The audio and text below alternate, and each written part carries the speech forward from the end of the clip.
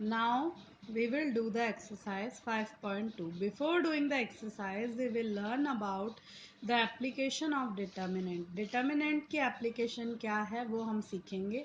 तो first area of triangle, यानी अगर आपको किसी ट्राइंगल के तीनों वर्टेक्स दे रखे हों x1 y1 x2 y2 x3 y3, तो हम कहेंगे उस ट्राइंगल का एरिया निकालने के लिए half x1 y1 1 x2 y2 1 and x3 y3 1. हम जब इस डिटर्मिनेंट की वैल्यू इवेल्युएट करेंगे तो वो हमें ट्राइंगल का एरिया मिल जाएगा. उसके बाद में हम कहेंगे कि कोलिनियर पॉइंट्स की हमारी कंडीशन क्या है कि area of triangle equals to 0. तो जो हमारा ट्राइंगल की डिटर्मिनेंट है ये इक्वल टू 0 हो जाएगी. तो ये कंडीशन हो जाएगी हमारी कोलिनियर पॉइंट्स की. अब नेक्स्ट है हमारा equation of line passing through two points, यानी आपको दो पॉइंट्स अगर दे रखे हैं और आपको लाइन की इक्वेशन फाइंड आउट करनी है तो उसके लिए हमारी वैल्यू रहेगी x1 y1 1 x2 y2 1 equals to 0. तो ये हमारी इक्वेशन ऑफ लाइन हो जाएगी जो कि आपको दे रखे होंगे. दो गिवन पॉइंट्स कोऑर्डिनेट गिवन होंगे x1 y1 x2 y2, उससे आपको इवेल्युएट करनी है. अब उससे नेक्स्ट हमारे पास में आता है क्रैमर्स रूल. क्रैमर्स रूल का दूसरा नाम है हमारा डिटर्मिनेंट मेथड भी हम इसको बोलते हैं. तो क्रैमर्स रूल पहले तो टू वेरिएबल्स के लिए है. तो टू वेरिएबल्स के लिए क्रैमर्स रूल में हमारी स्टैंडर्ड इक्वेशन हमने ली a1x plus b1y equals to c1 a2x plus b2y equals to c2.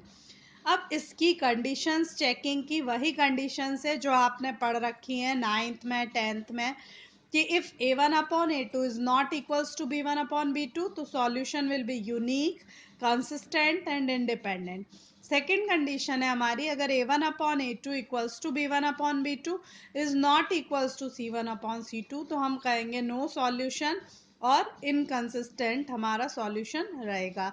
और अगर तीनों ही आपको इक्वल मिलेंगे तो हम कहेंगे इनफाइनाइट सॉल्यूशन रहेगा और कंसिस्टेंट होगा सिस्टम और इंडिपेंडेंट होगा.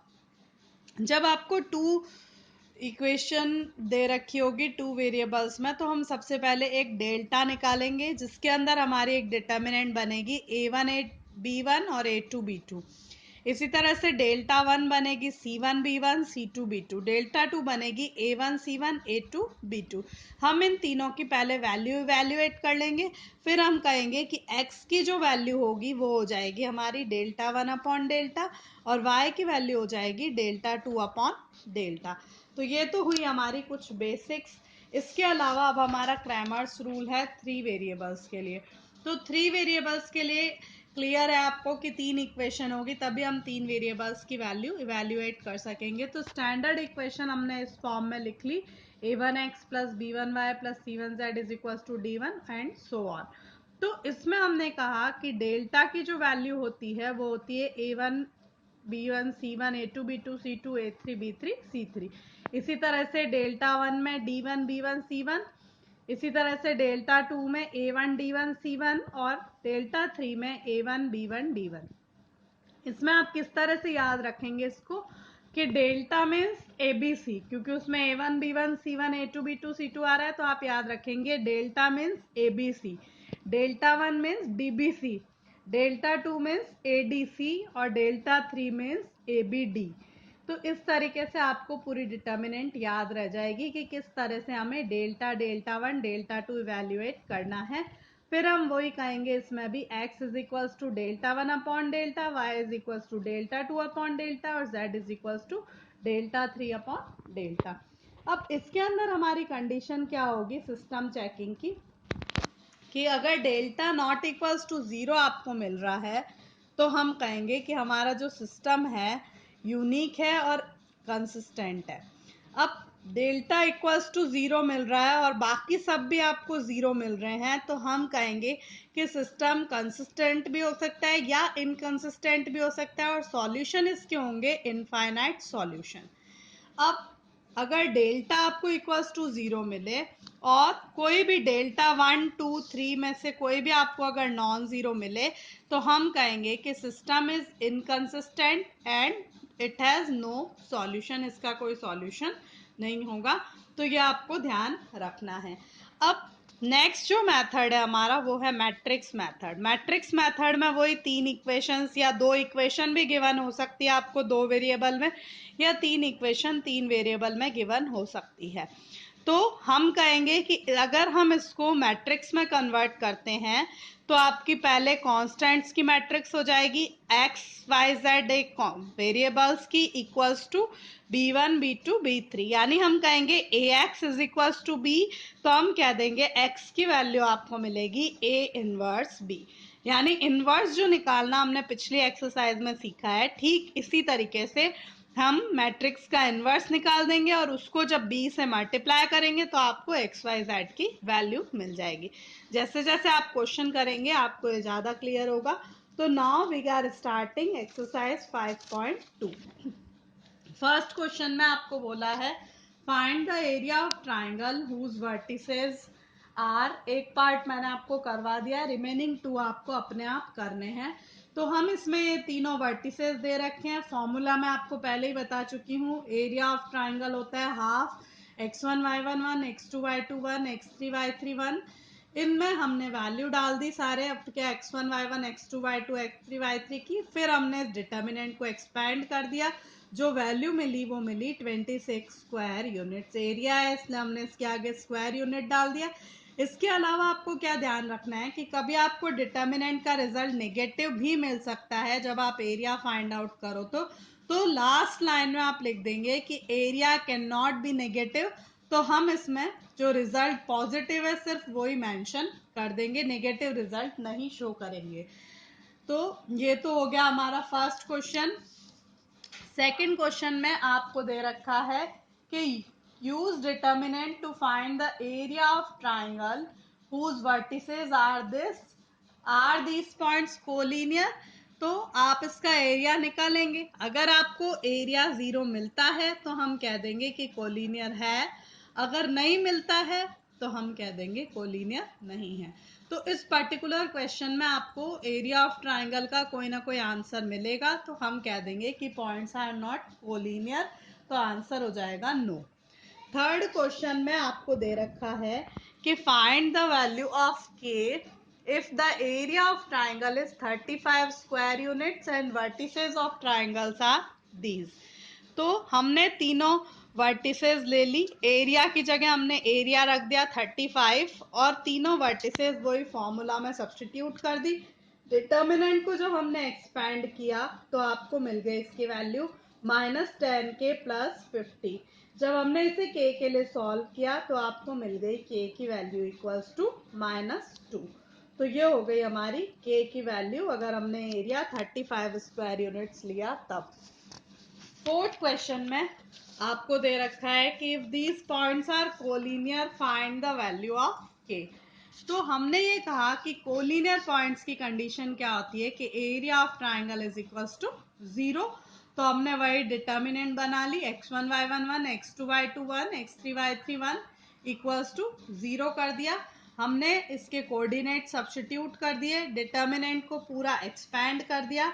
एक्सपैंड करने के बाद में आपको जो वैल्यू मिली, ये हमने पूरा एक्सपैंड इसको कर दिया है।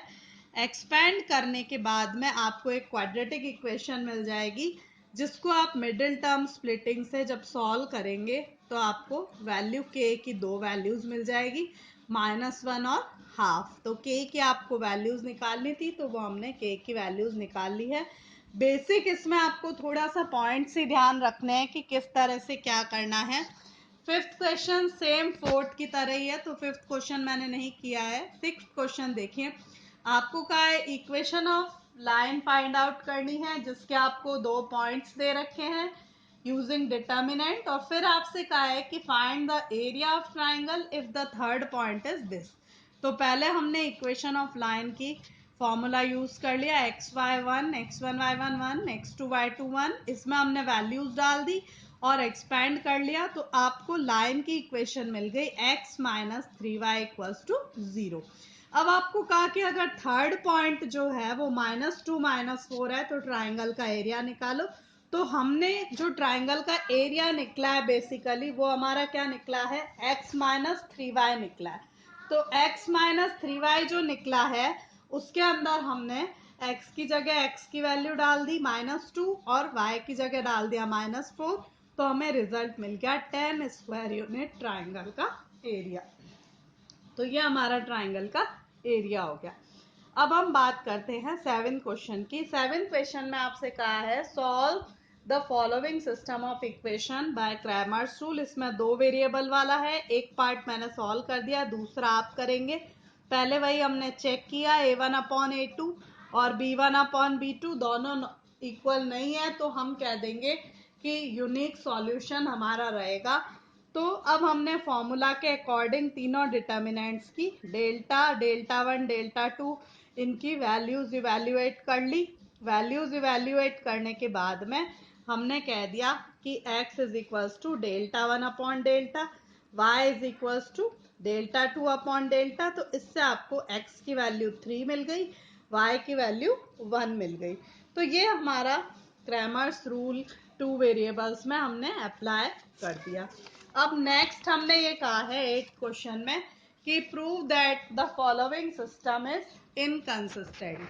तो इनकंसिस्टेंट की हमारी कंडीशन क्या होती है 3 वेरिएबल्स में, कि हमारा जो डेल्टा है वो तो इक्वल टू 0 आना चाहिए और उसके साथ में कोई भी एक नॉन जीरो आना चाहिए। तो हमने इसमें डेल्टा इवेल्युएट किया, 0 मिल गया आपको। फॉर्मूला वही आपको जो मैंने बता रखा है उसके अकॉर्डिंग डेल्टा में हमारा a1 b1 c1 आता है, abc जैसा मैंने आपको बताया था, वो हमने ले लिया। उसके बाद में डेल्टा 1 जो हमने लिया, डेल्टा 1 में हमारा आया abd आया, तो वो हमने उसके अकॉर्डिंग डेल्टा 1 इवेल्युएट कर लिया। डेल्टा 1 आपको नॉन जीरो मिल गया, तो हमने कह दिया कि अगर डेल्टा 0 है और डेल्टा 1 नॉन जीरो है तो सिस्टम हो गया हमारा इनकंसिस्टेंट।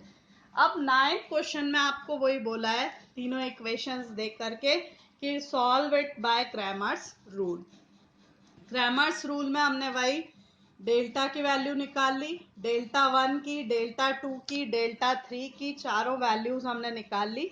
चारों वैल्यूज निकालने के बाद में हमने ये कह दिया कि x की जो वैल्यू होगी वो हो जाएगी हमारी डेल्टा 1/डेल्टा, y की जो वैल्यू हो जाएगी डेल्टा 2/डेल्टा और z की जो वैल्यू हो जाएगी वो हो जाएगी डेल्टा 3/डेल्टा। तो इससे आपको वैल्यूज x y z की 2, 1 और 3 मिल जाएगी। आगे के क्वेश्चन मैं नेक्स्ट वीडियो में डालूंगी। Thank you.